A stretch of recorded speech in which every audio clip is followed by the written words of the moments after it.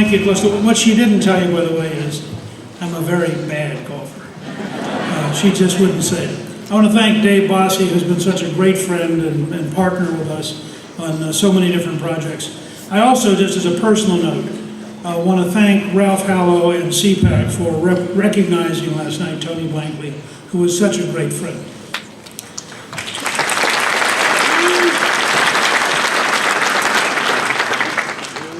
And I want to thank the new 2012 volunteers who have been here working and have made such a difference. We are a people-based campaign, and our volunteers are really important. You know, I've spoken at CPAC many times, and CPAC was founded to challenge the Republican establishment.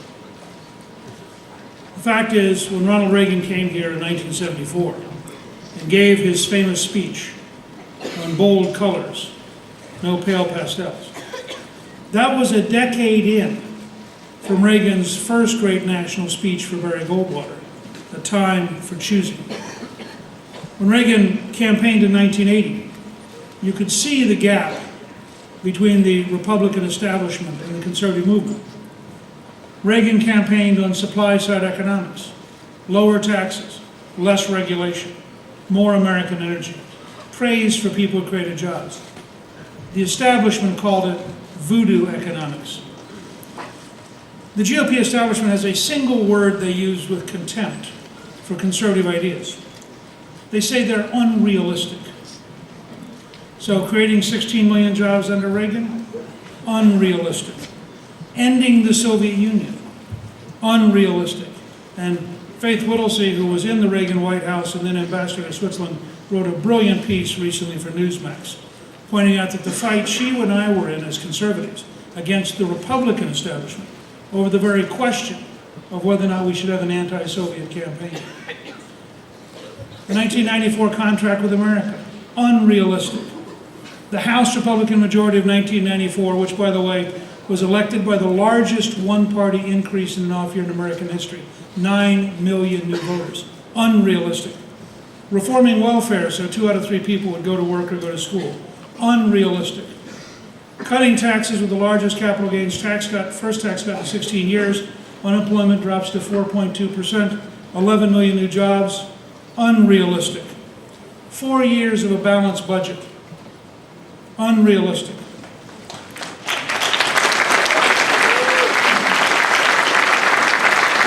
For the Republican establishment, managing the decay is preferable to changing the trajectory, because changing the trajectory requires real fights and requires a real willingness to roll up sleeves and to actually take on the left. And that's why the Republican establishment, whether it's in 1996 or in 2008, can't win a presidential campaign because they don't have the toughness, they don't have the commitment, and they don't have the philosophy necessary to build a majority in this country.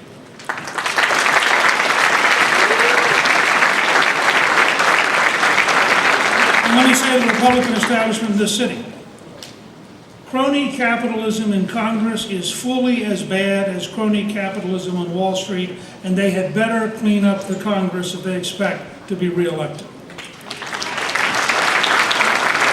Now, CPAC actually represents a 50-year struggle that goes back to the draft Goldwater movement in 1962. And the Tea Party versus the Republican establishment is in many ways the same fight. This has been going on for a half century. And and the core of it is very simple. The conservative movement, when it offers bold solutions to rally millions of Americans, not just Republicans, millions of Americans, Democrats, independents, people who may never have been in politics before, then it wins decisively. 1980, 1984, 1994 are examples of that. What I want to talk to you about today is bold solutions to get America working again. And I'm going to contrast it with the timidity that comes from managing the decay. 2 examples. We won the Second World War from December 7th, 1941 to August 1945. I want you to lock this in your heads as an example of what America can do when you unleash the American people. In 44 months, 3 years and 8 months, we defeat Nazi Germany, Fascist Italy, and Imperial Japan. 44 months. Recently, it took 23 years to add a 5th runway to the Atlanta airport. When people say, you really can't control the border by January 1, 2014, they're describing the America that can't. That's the establishment's America, tied up in bureaucracy, tied up in red tape, tied up in incompetence, tied up in interest groups.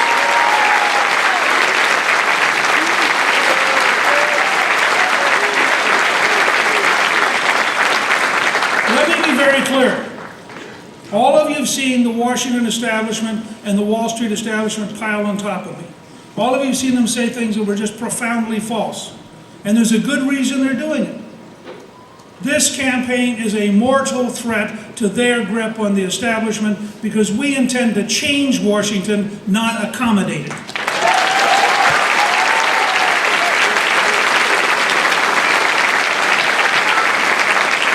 So let's take the speed, the toughness, the emphasis of the Second World War, and let's take something which should make all of us optimistic. There is a world that works. Most of it, but not all of it, is in the private sector. And there's a world that fails. Most of it, but not all of it, is in the public sector. I'll give you one single example. How many of you have ever gone online to check a package at UPS or FedEx? Raise your hand if you've ever checked for a package, okay?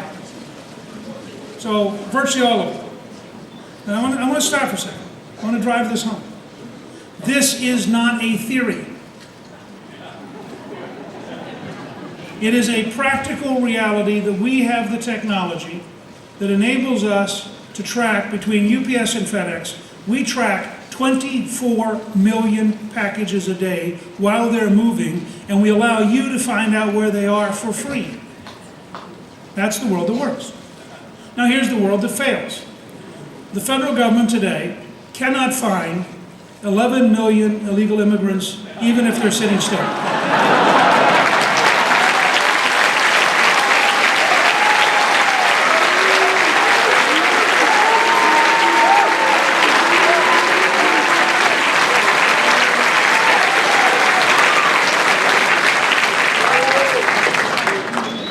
Now, I have a simple proposal. We send a package to everyone who's here illegally, and when it's delivered, we pull it up on a computer, we know where they are. Let me say for my friends in the news media that that was hyperbole and we don't need a fact check.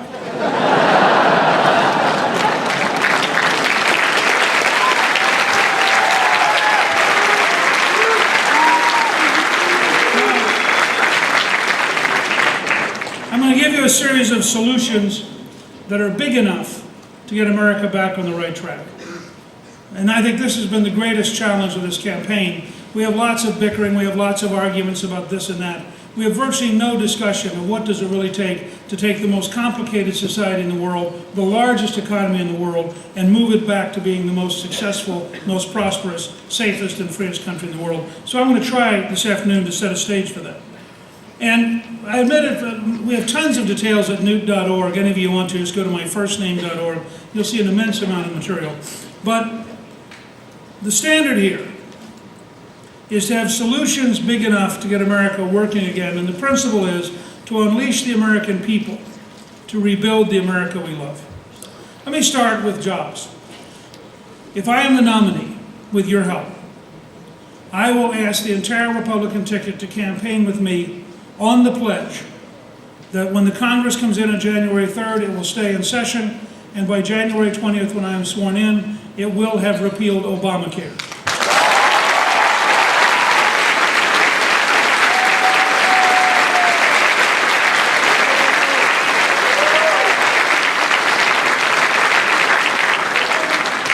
It will have repealed Dodd-Frank.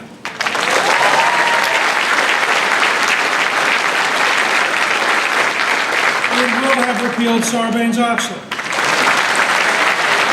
All three of those are job-killing bills which centralize bureaucracy in Washington, D.C. and increase the corruption of the political system. All three should be repealed and held at the desk until I am sworn in. That afternoon, on the very first day, we should sign the repeal of all three. That's a reasonable start.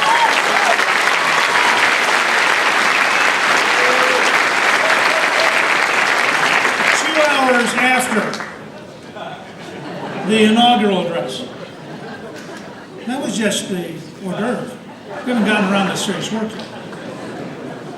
2 hours after the inaugural address, I will begin signing executive orders and presidential findings. All of them will have been published by October 1st. The country will know precisely what this campaign is about. The very first executive order will abolish all of the White House czars as of that moment.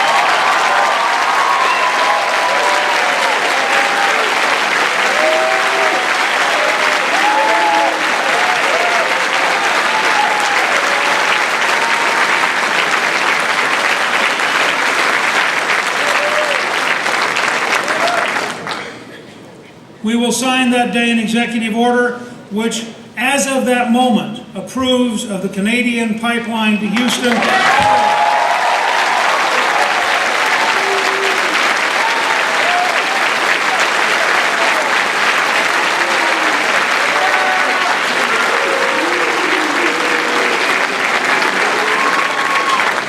My message to Prime Minister Harper and the Canadian government is simple.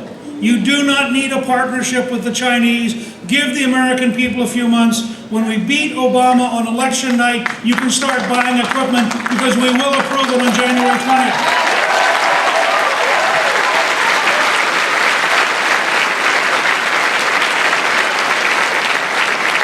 There will be an executive order to move the State Department to put the embassy in Jerusalem as of that day.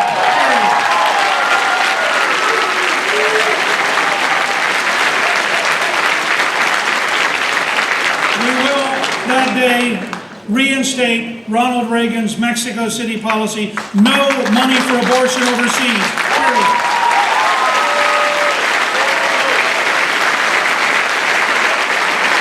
And we will have an executive order to repeal every act of religious bigotry by the Obama administration. Period. My goal, with your help, is that by the time President Obama lands in Chicago, we will have repudiated at least 40% of his government on the opening day.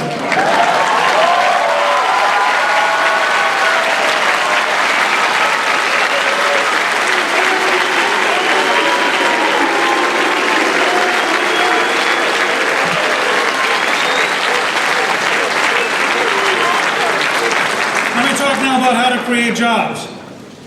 America works when Americans are working.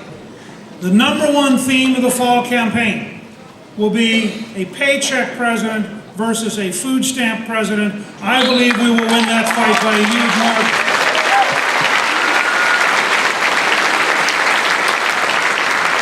I worked with President Reagan, and in his 8 years we created 16 million jobs. I worked with President Clinton, and in those 4 years, we created 11 million jobs and got down to 4.2% unemployment. So how do you do it? Really serious change, and I have only one measurement for what I'm about to tell you. So I want the establishment to understand up front, this is not about fairness, this is not about being revenue neutral, this is about maximizing economic growth to put Americans back to work and to create the most dynamic economy on the planet and to rebuild our manufacturing base so we pull away from China and become once again the dominant country on the planet in economic terms. So how do you do that? First, you eliminate the capital gains tax so it's zero capital gains for all investments in the United States.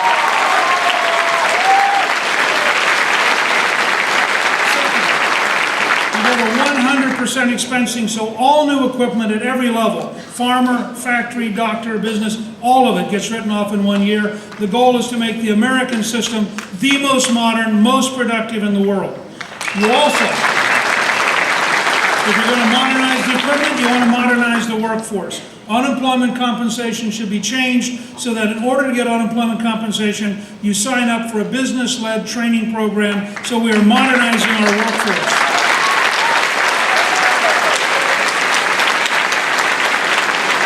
Never again should we pay somebody 99 weeks for doing nothing.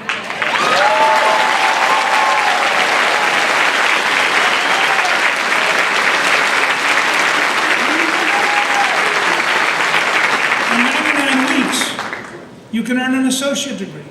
I mean, think about the total waste of human capability when you teach people to sit at home for 99 weeks. It's fundamentally wrong and a violation of the Declaration of Independence commitment that we have the right to pursue happiness. Now, if we're serious about manufacturing, we have to eliminate the Environmental Protection Agency, which is a job-killing agency.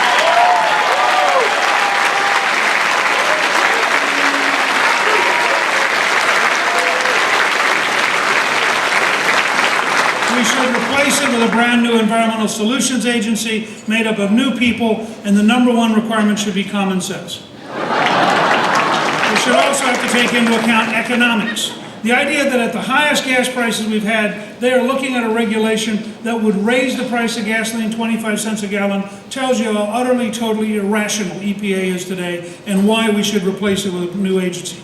Not try to reform it, because the people in it have been self-selected to be radicals who are anti-business, anti-local control, and seek to dictate to America. We also need the 21st Century Food and Drug Administration, whose job is really simple. Be in the laboratory, understand the science, and accelerate getting it to the patient so we save as many lives as possible, as rapidly as possible, and in the process, we create hundreds of thousands of new jobs, dominating the world market in healthcare. We need a 12.5% corporate tax rate. That's the Irish tax rate. It makes us tremendously competitive in the world. It brings home $700 billion in profits that are locked up overseas. It enables our companies to compete. And I say to my liberal friends, at 12.5%, General Electric will actually pay taxes.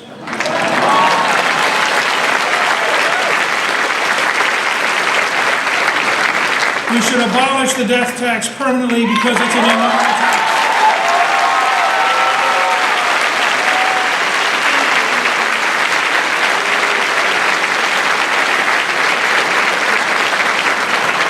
You know, when Governor Romney released his taxes, the liberals were shocked. He was only paying 15%. Their answer was to raise his taxes. I'm a conservative. I believe our goal should be to get your taxes down to 15%. Now, how do you do that? We have in my plan something we got from Hong Kong, care of Steve Forbes. Hong Kong has had for years a two-track system. You can keep the current code, all the red tape, all the deductions, all the forms, or you fill in one page, here's how much I earned, here's how many dependents, here's 15%. And here's what I want to say to the establishment, because they're going to jump up and say, this is not revenue neutral. They're right. This is called a tax cut. And I have a simple principle. And I want you to understand this because this is going to become a huge argument inside the Republican Party. I worked and helped balance the federal budget for 4 consecutive years, the only 4 years in your lifetime. So when people say, oh, Gingrich is being irresponsible, none of the people saying that have ever balanced the federal budget. We'll get a federal budget balance, but I have a simple principle. My intention is to shrink spending down to the level of revenue, not to raise revenue up to the level of Obama's spending.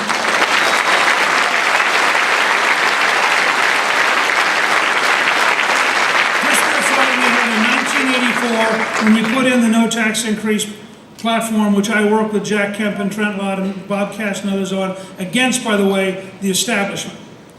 And our principle was simple. We are not the tax collectors for the welfare state. We are not assigned the job of going out to raise extra money so liberals can give it away. We are in fact interested in a tax code that creates jobs, that maximizes freedom, that gives you a chance to take care of your family, your neighborhood, your charities, your church or synagogue, and that's a fundamentally different model than the establishment model, which is oriented towards government. And we will not tax the American people for Barack Obama's credit card.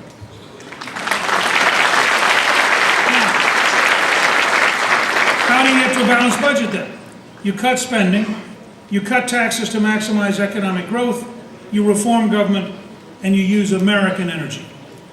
At 4.2% unemployment, which was the rate when I left office, Social Security is safe for a generation.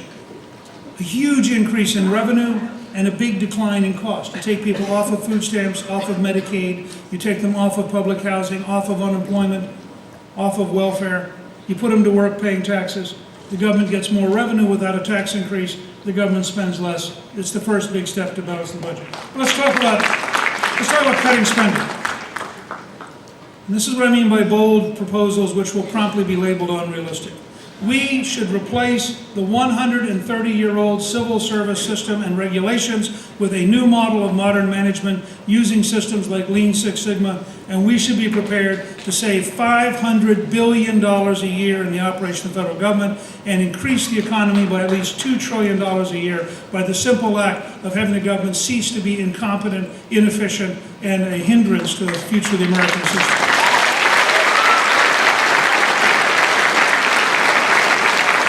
We should look at cutting spending by looking at every single agency, and we should start by abolishing the Department of Energy, which has been a total failure since it was founded. We should apply the system of American Express, MasterCard, Visa to cutting out fraud. We can save $60 to $110 billion a year in Medicare and Medicaid alone by going to modern systems that work. That's almost $1 trillion a decade just in that one zone. We should apply the 10th Amendment. I'm delighted that Governor Perry's agreed to head up a project to develop for the platform this summer, for a contract this fall, and for a bill in January, a 10th Amendment implementation to return power back home.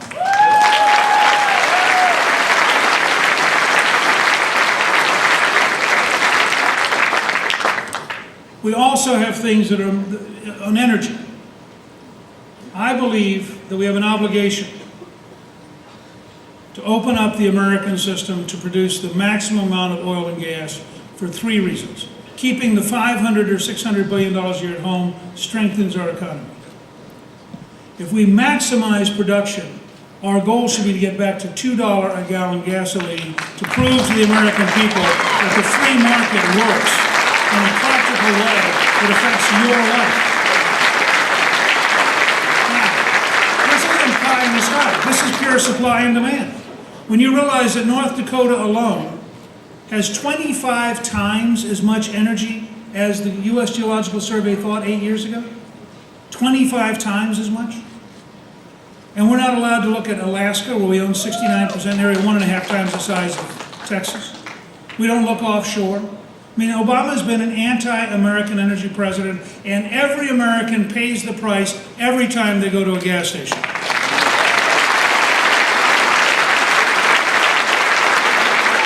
And I have a very simple principle.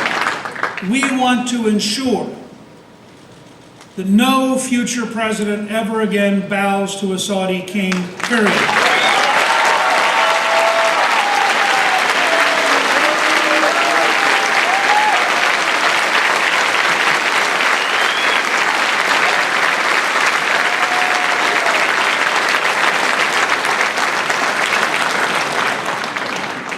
We need to move towards a personal Social Security savings account for young Americans while taking Social Security off budget for senior citizens. And we need to make sure that no politician ever again lies to our senior citizens by threatening to keep from them checks that they earned and that they deserve, because the trust fund is there even if there's no trust in Barack Obama.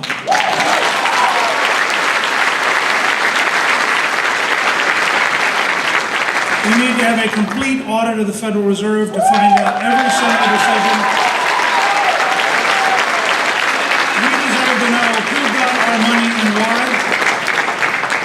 If Bernanke has not resigned by the day I'm sworn in, I will ask the Congress to pass a law ending his term. And we need a commission on gold and solid currency, much like the one Ronald Reagan had in 1981. And I'm delighted that Lou Lamon and Jim Grant have agreed that they'd be willing to serve as the chairman. Let me close on two big topics that are very, very important and that aren't about the economy. First, this administration is waging war on religion, but so are the courts. This is why we need a movement that's bigger than just beating Obama. We need a movement that understands we're going to change the Congress, the White House, the bureaucracies, and where necessary, the courts. And we all need to understand how real this is. This country was founded by people who came here in order to avoid religious persecution. The very basis of this country was religious liberty. Our core document says we are endowed by our Creator with certain unalienable rights. And Barack Obama seeks to cut across those, and I frankly don't care what deal he tries to cut. This is a man who is deeply committed. If he wins re-election, he will wage war on the Catholic Church the morning after he's re-elected. We cannot trust him. We know who he really is, and we should make sure the country knows who he really is.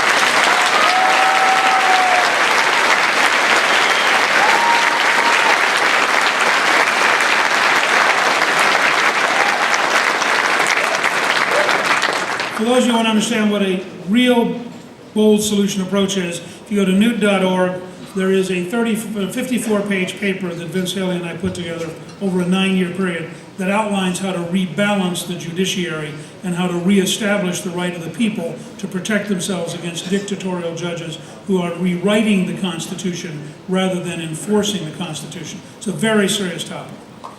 Finally, this is an administration which lies about who our enemies are, refuses to tell the truth about what threatens us, is blind to the dangers we are running, seeks to weaken radically our defense system, has crippled our intelligence system, and is making a series of decisions around the world that are stunning in their misunderstanding of the nature of reality. Today we have Americans held hostage in Egypt, precisely like Jimmy Carter with hostages in Iran in 1979-1980. Today we have the person who helped us find bin Laden has been arrested by the Pakistani government. Now what more do you need to know? They didn't say, oh, this is terrific, you helped find the most wanted terrorist in the world. They said, this is terrible, how could you help the Americans? We need a profound national debate about our entire policy, and it needs to start by telling the truth about radical Islamists who seek to kill us.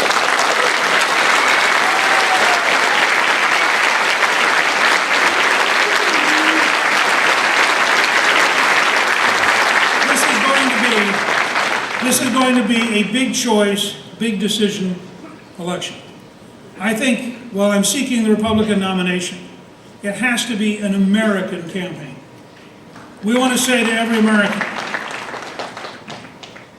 if you favor paychecks over food stamps, come join us no matter what your background, no matter where you live. We want to be with you in creating a work-oriented jobs economy.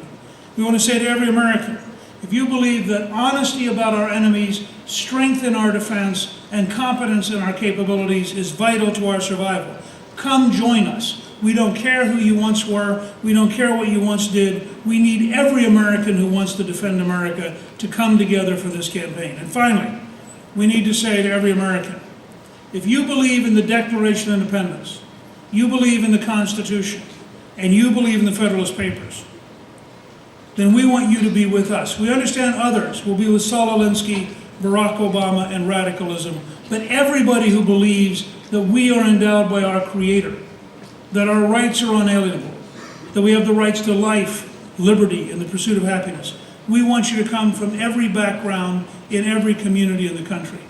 I need your help. I hope you will go to newt.org. I hope you will sign up. We are running a people campaign. We don't have the scale of money that some of our competitors do, but we do have a plan. We are gathering together a team. We have a conservative dream team of people like Governor Rick Perry, Herman Cain, Fred and Jerry Thompson, Todd Palin, Chuck Norris, J.C. Watts, Kellyanne Conway, Linda Altmaier, Oliver North. A tremendous team. But in the end, we need you. If we can be together, there are many people who keep mentioning we love more names. Feel free to go to newt.org and add more names.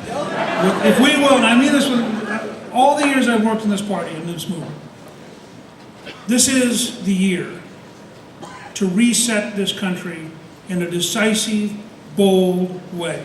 We need to teach the Republican establishment a lesson.